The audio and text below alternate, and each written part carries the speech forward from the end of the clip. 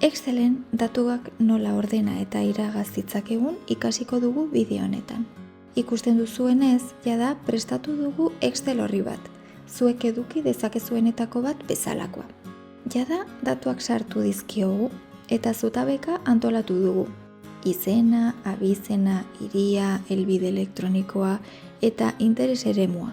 Interes eremuaren zutaberako nekazaritza, arrantza eta abeltzaintza aukeratu ditugu. Demagun bezero zerrenda bat dugula. Oso zerrenda luzea da eta ezin dugu kontaketa eskuz egin. Pentsatu horietako zenbati gustatzen edo interesatzen zaien nekazaritza.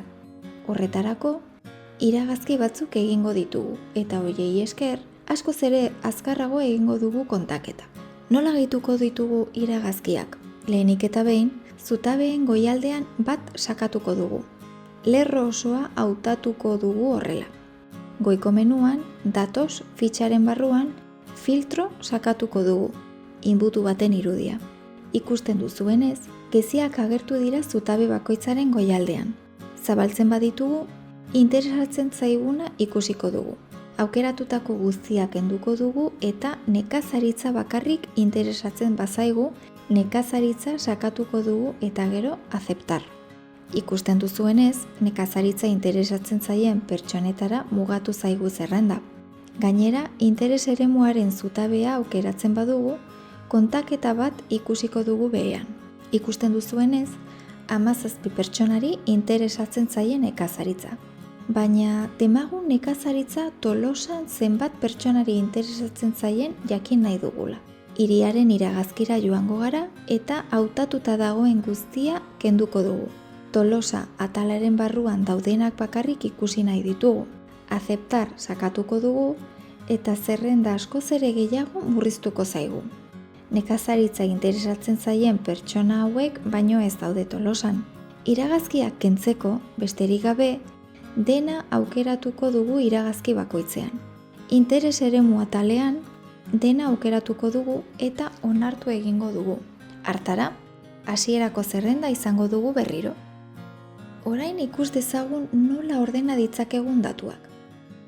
Ohikoena da datuak ordena alfabetikoan ordenatzea. Hartara, errazago aurkituko dugu nahi duguna. Lehen, zerrenda bat aukeratu dugu.